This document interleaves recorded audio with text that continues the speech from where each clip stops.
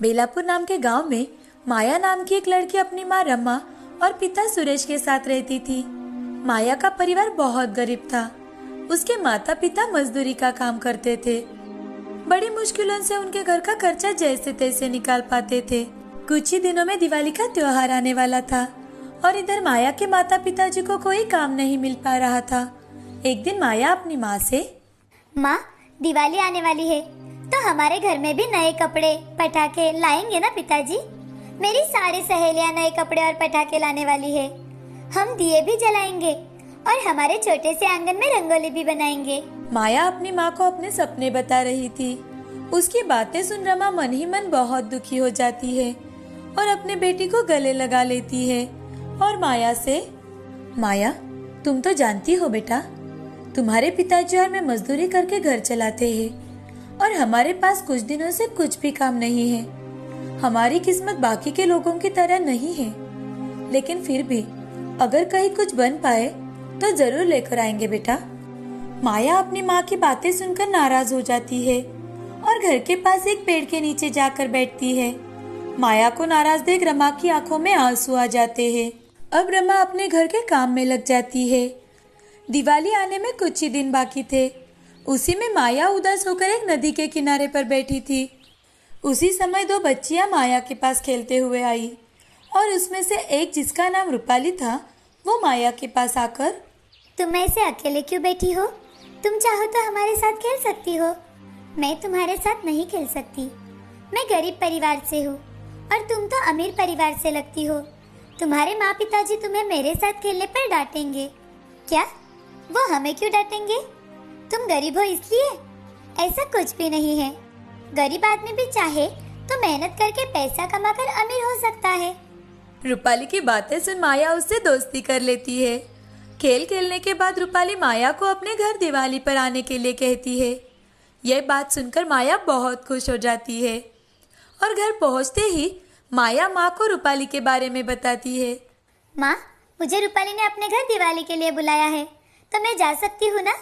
बेटा, हम गरीब लोग हैं। रूपाली के माँ पिताजी को तुम्हारा वहाँ जाना बिल्कुल पसंद नहीं आएगा। रमा माया को समझाती है, लेकिन माया माँ के पास जिद करते हुए, रूपाली ने मुझे बुलाया है तो मैं जाऊंगी जाऊंगी जाऊंगी। माया के जिद के कारण रमा उससे, ठीक है चले जाना। दिवाली के दिन माया अपनी पुरानी अच्छे से धोई हुई ड्रेस पहनकर रूपाली के घर पहुंचती है। रूपाली भी माया को देखकर बहुत खुश हो जाती है। तभी रूपाली अपनी माँ से, माँ सुनो ना, माँ ये मेरी सहेली माया है। रूपाली की माँ सुशीला और पिताजी ओम माया को देखकर जरा भी खुश नहीं थे। माया की गरीबी उसके कपड़ों में से झलक रही थी और रूपाली किसी भी गरीब घर के बच्चे से दोस्ती करे ये उन्हें बिल्कुल पसंद नहीं था। रूपाली के पिताजी रूपाली को एक साइड में लेकर जाते हैं और उससे, रूपाली, तुम्हें कितनी बार बताया है कि गरीब लोगों से दोस्ती मत करो। तुम इन गरीब लोगों को नहीं जानती बेटी। पहले अमीर लोगों से दोस्ती करते हैं और उसके बाद में उनके घर चोरी करते हैं। रूपाली और रूपाली के पिताजी की बातें बाहर खड़ी माया ने सुन ली। उसे बहुत बुरा लगा। उसे अपनी माँ की बातें याद आने लगी और वो रोते हुए वहाँ से बाहर निकल जाती है। दूर खड़ी रहकर आसमान में फूटते पटाखे देखने लगती है। इधर रूपाली भी ओम के सामने कुछ नहीं बोल पाती और बाहर आकर पटाखे फोड़ने लगती है। माया दूर खड़ी रहकर रूपाली को देख रही थी और तभी बाहर से एक रॉकेट आकर रूपाली के पीछे गिर जाता है। रूपाली उसके पास ही खड़ी थी। माया ने दौड़कर जाकर रूपाली को वहां से हटाया। रूपाली को वहां से हटाते ही जोर जोर से पटाखे फूटने की आवाज हुई। आवाज सुनकर सभी बाहर आ जाते हैं। पटाखे फूटने से माया के पैरों में और हाथों में चोट आई थी।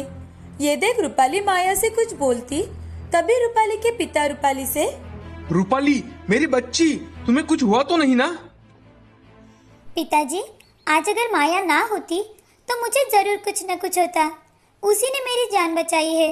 रूपाली के पिताजी माया की ओर देखते हैं और माया से, माया, मैंने तुम्हें इतना भला बुरा कहा, फिर भी तुमने रूपाली की जान बचाई है। रूपाली मेरी दोस्त है, उसे बचाना मेरा फर्ज है मालिक। तभी ओम की नजर माया के जख्मों पर जाती है। मालिक नहीं बेटी, चाचा जी। तुम्हें कितनी चोट आई है बेटी? चलो अंदर चलो, मैं अभी डॉक्टर को बुलाता हूँ। बेटी माया, मुझे माफ कर दो, मैंने तुम्हें गलत समझा। ओम को अपनी सोच और गलती का पछतावा होता है। अब रूपाली के माँ पिताजी मिलकर माया को बहुत सारी मिठाई और नए कपड़े दिलवाते हैं। माया उसे देखकर बहुत खुश हो जाती है और घर चली जाती है। घर जाकर देखती है तो उसकी माँ उदास बैठी कुछ सोच रही थी। तभी माया अपनी माँ के पास जाकर, माँ, पिताजी, देखो तो ओम चाचा जी ने हमें कितनी सारी मिठाई और नए कपड़े दिलवाए हैं। माया की माँ माया को खुश देखकर बहुत खुश हो जाती है, लेकिन माया के हाथ और पैरों में लगी पट्टी देखकर परेशान होकर उससे पूछती है, अरे बेटी, ये क्या हो गया तुम्हें? माया सारी घटी घटनाएं माँ को बताती है कि कैसे रूपाली को बचाते बचाते उसे चोट लग गई। उसी वक्त रूपाली अपने माता पिताजी को लेकर माया के घर पहुंच जाती है। उन्हें उसके घर आते देख माया की माँ और पिताजी, मालिक, आप हमारे घर? सुरेश, तुम्हारी बेटी बहुत बहादुर है और ईमानदार भी। उसने आज मेरी बेटी रूपाली की जान बचाई है। सुरेश, मैं चाहता हूँ आज तुम सब हमारे साथ दिवाली मनाओ। रमा ने माया को गले लगा लिया। ये उनकी पहली दिवाली थी कि उनके घर में मिठाइयाँ, तोहफे और नए कपड़े आए थे। उन सब ने नए कपड़े पहनकर रूपाली के परिवार के साथ मिलकर दिवाली मनाई। ओम ने अब रमा और सुरेश को अपने फैक्ट्री में ही अच्छी तनख्वाह देकर काम भी दिया। इसीलिए अब सुरेश और रमा भी बहुत खुश थे। इस कहानी से हमें ये सीख मिलती है कि जिंदगी में अगर हम हमेशा ईमानदारी से काम करते रहे तो हमारी किस्मत हमें उसका फल आज नहीं तो कल जरूर दिलाती है।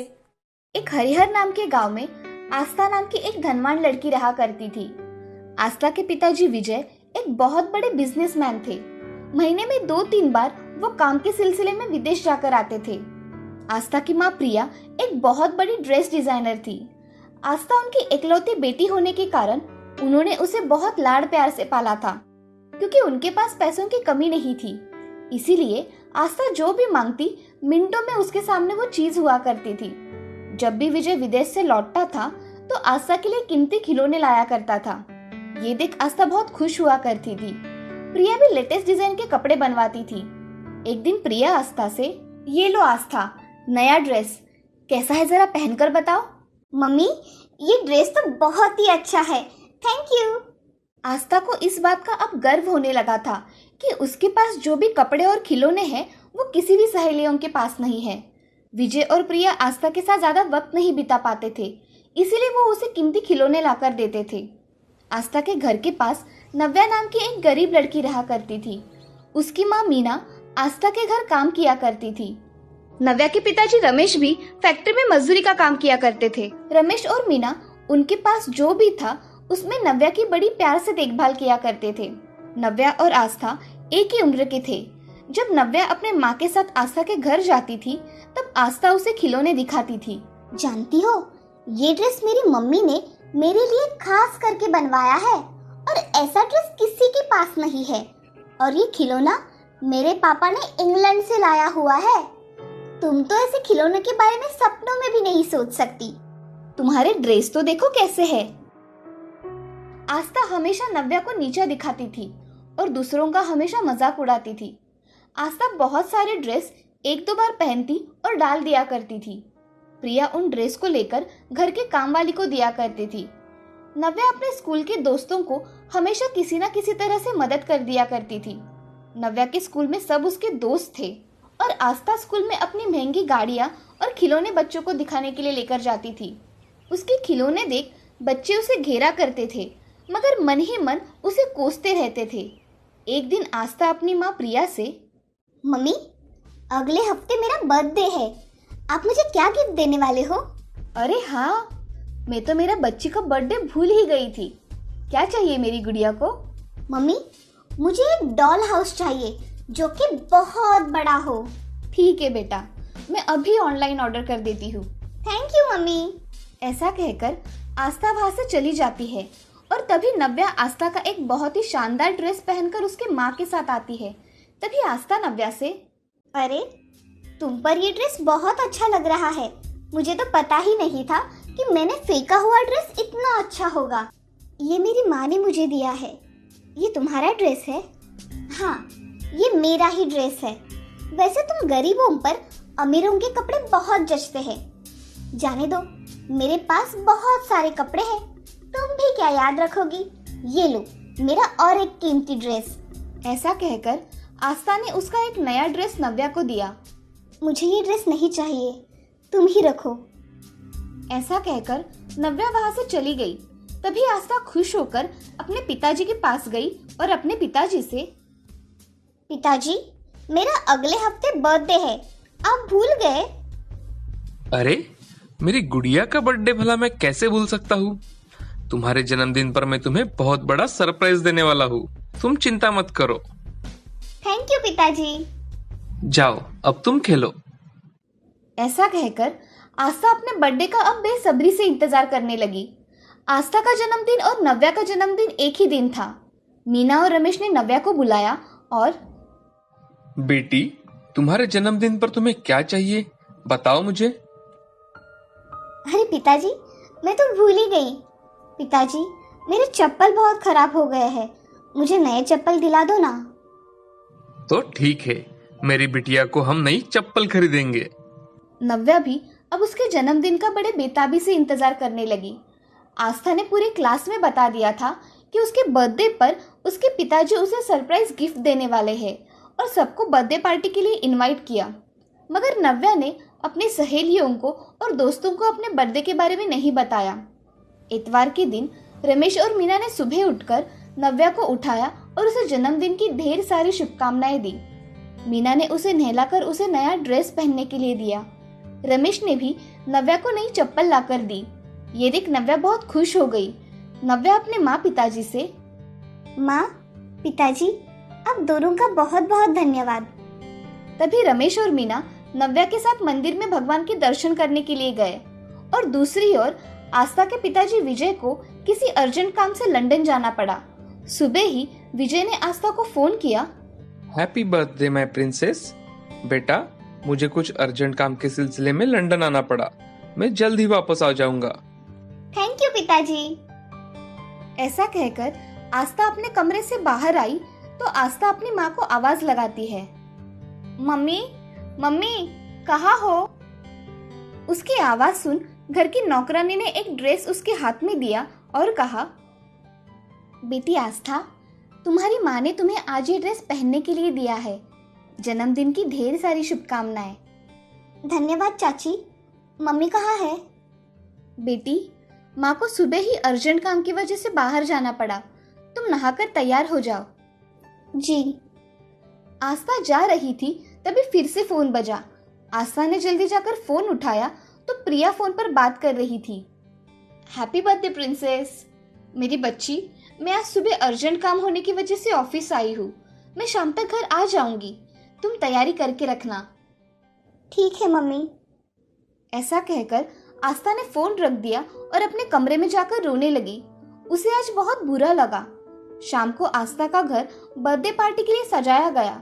उसके लिए वहां बहुत सारे तोहफे रख दिए गए। हॉल के बीचों बीच एक बहुत बड़ा केक रखा हुआ था। बच्चों को खाने के लिए अलग अलग तरह के पकवान, स्नैक्स, स्वीट तथा आइसक्रीम भी रखा हुआ था। तभी आस्था वहां नया ड्रेस पहनकर आई और उसके सारे दोस्तों ने उसको जन्मदिन की शुभकामनाएं दी। थोड़ी देर बाद आस्था अपने माँ का इंतजार करने लगी, मगर प्रिया जल्दी नहीं आई। आस्था के सारे दोस्त वेट करके थक गए।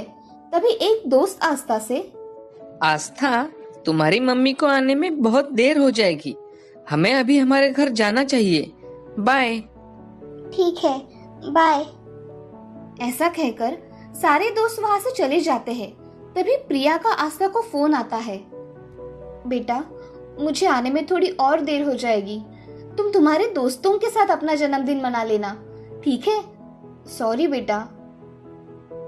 आस्था गुस्से से फोन काट देती है और अपने कमरे में जाकर रोने लगती है। इधर नव्या के घर उसके दोस्त नव्या का जन्मदिन याद रखते हुए उसके लिए छोटे छोटे तोहफे लेकर उसके पास गए। तभी मीना ने सभी बच्चों के लिए बिरयानी और खीर बनाई थी। मीना ने खुद के हाथों से नव्या के लिए केक बनाया था। थोड़ी देर बाद नव्या और मीना आस्था के घर बर्थडे की बधाई देने के लिए गए। वहां पर जाते ही आस्था कहीं नहीं दिखी तो नव्या उसके कमरे में चली गई तो आस्था वहां रो रही थी। ये देख नव्या, क्या हुआ आस्था, तुम ऐसे रो क्यों रही हो? तब आस्था ने नव्या को जो कुछ हुआ वो सब बताया। वो सुन नव्या आस्था से, आस्था, मेरा भी जन्मदिन आज ही है, इसलिए मैं तुम्हें चॉकलेट देने आई थी। मेरे दोस्त मेरे घर पे इंतजार कर रहे हैं। अगर तुम मेरे साथ आई तो हम दोनों मिलकर एक साथ केक कट कर लेंगे। चलो मेरे साथ मेरे घर चलो। नव्या, मैंने तुम्हें बहुत भला बुरा कहा, मगर तुम हमेशा मेरे साथ अच्छा व्यवहार करती हो। मैंने हमेशा तुम्हारी गरीबी का मजाक उड़ाया, मगर तुमने मुझे एक शब्द भी नहीं कहा। तुम आज सबसे खुशनसीब लड़की हो जिसके पास उसके बर्थडे के दिन उसके माँ पिताजी है। आस्था रोने लगी। तभी मीना आस्था से, आस्था बिटिया उठो, चलो, बर्थडे के दिन ऐसे रोते नहीं है बेटा। चलो हमारे घर, हम सब मिलकर तुम्हारा बर्थडे अच्छी तरह से मनाएंगे। अब नव्या के घर में आस्था और नव्या ने अपने अपने बर्थडे का केक काटा और उन्होंने अपना जन्मदिन खुशी खुशी मनाया। उस दिन से नव्या और आस्था पक्की सहेलियां बन गई और आस्था के स्वभाव में हुआ बदलाव देख नव्या भी बहुत खुश थी। इस कहानी से हमें ये सीख मिलती है कि कभी भी किसी के साथ ऊंच नीच भेदभाव नहीं करना चाहिए और अपने लोगों के साथ खुशी खुशी रहना चाहिए।